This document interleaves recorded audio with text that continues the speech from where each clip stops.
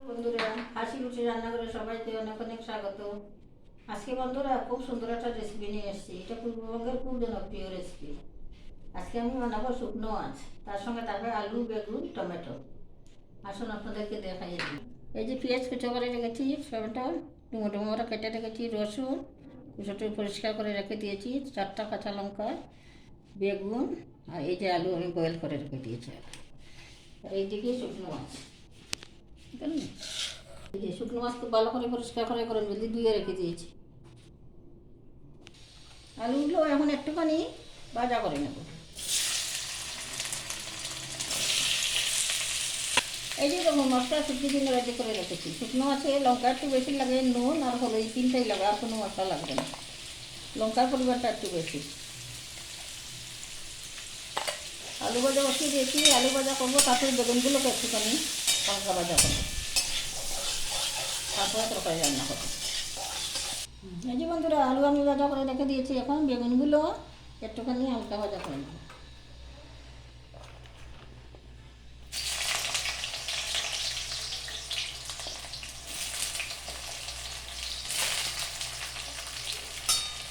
যারা সত্যি ভালোবাসে শুকনো মাছ, তারা করে এইভাবে মানিয়ে খেয়ে থাকবেন। অনেকেই তো ভালোবাসে, আমরাও ভালোবাসি, আমরা পূর্ববঙ্গের লোক। শুকনো মাছ আমাদের প্রিয়। দেখুন একটুখানি ভাজা হয়ে গেছে, একটুখানি নুন দিয়ে দেবো, উপর থেকে ছড়িয়ে দেবো হলুদ গুঁড়ো। বেগুনটাকে একটু ভালোভাবে ভাজা করবো, তারপরে নামাবো, তারপরে আপনাদেরকে দেখাবো। বেগুনগুলো ভাজা হয়ে গেছে, এখন উঠিয়ে নেবো।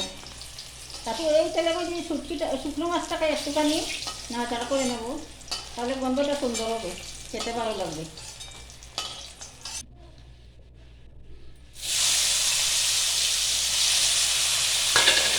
এখন শুকনো মাছগুলোকে একটুখানি হালকা ভাজা করে নেবো, তাহলে মাছের গন্ধটা একটুখানি সুন্দর হবে, খেতে ভালো লাগবে।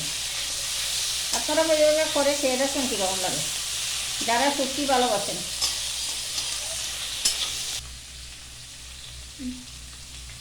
বন্ধুরা শুকনো মাছগুলি ভালো ভাজা হয়ে গেছে, এখন নামিয়ে রাখবো, তারপরে বসাবো তরকারি। তরকারি বসানোর সময় আপনাদেরকে দেখাবো।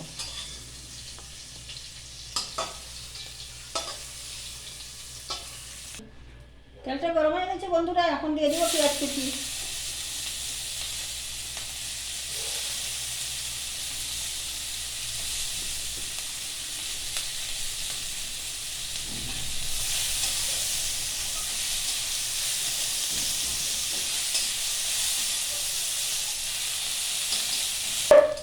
পেঁয়াজগুলো খুব ভালোভাবে ভাজা হয়ে গেছে, লাল লাল একটা কালার এসে গেছে। এখন দিয়ে দেবো টমেটোগুলোকে হালকা একটুখানি 2 মিনিটের মতো একটুখানি ভাজা করে নেব, তারপরে দেবো হলুদ গুঁড়ো, লঙ্কার গুঁড়ো, নুন একসঙ্গে দিয়ে দেবো। আমার টমেটো পেঁয়াজ একসঙ্গে দিয়ে একটুখানি ভাজা করে ফেলেছি, এখন দিয়ে দেবো যে মশলাটা আমি মারিয়ে রেখেছি, লঙ্কার গুঁড়ো, হলুদ, নুন একসঙ্গে গুঁড়ো রেখে দিয়েছি। এখন খুব ভালো করে কষাবো, কষানো হয়ে যাক, তারপরে আমি আপনাদেরকে দেখাবো।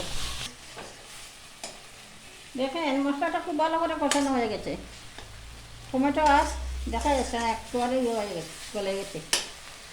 এখন বাটি দেওয়া জলটা দিয়ে দেবো, দিয়ে একটুখানি কষাবো। দেখেন না মশলাটা খুব সুন্দর ভালোভাবে কষানো হয়েছে, কালারটাও খুব সুন্দর হয়েছে। এখন থেতো করা রসুনগুলো দিয়ে দেবো।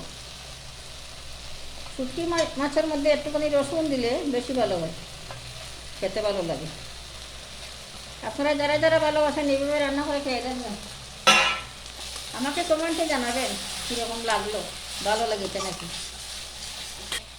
এখন ভাজা করা আলু আর বেগুন একসঙ্গে দিয়ে দেবো, দিয়ে একটুখানি কষিয়ে নেব।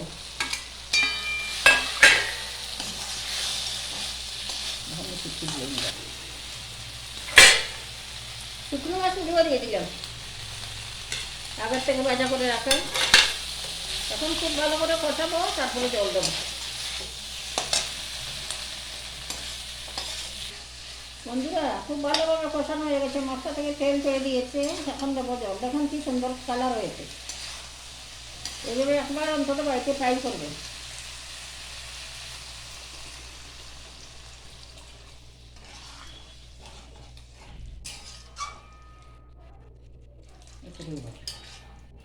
এখন আমি একটুখানি 5 মিনিটের মতো রান্না করি, তারপরে রান্না শেষ হয়ে গেলে আপনাদেরকে দেখা পাওয়া যাবে।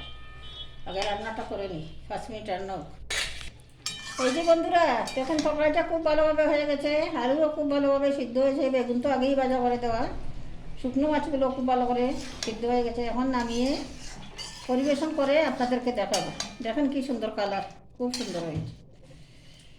এখন পরিবেশন করি, তারপরে আপনাদেরকে দেখাবো। বন্ধুরা এই যে দেখুন আমার তরকারিটা পরিবেশন করে দিয়েছি। কীরকম লাগছে আপনাদের, ভালো লাগছে নাকি? যদি ভালো লাগে তো এইভাবে একবার অন্তত ট্রাই করে দেখবেন কীরকম লাগে। যারা শুটকি ভালোবাসেন, যারা ভালোবাসেন না তাদেরকে তো বলে লাভ নাই।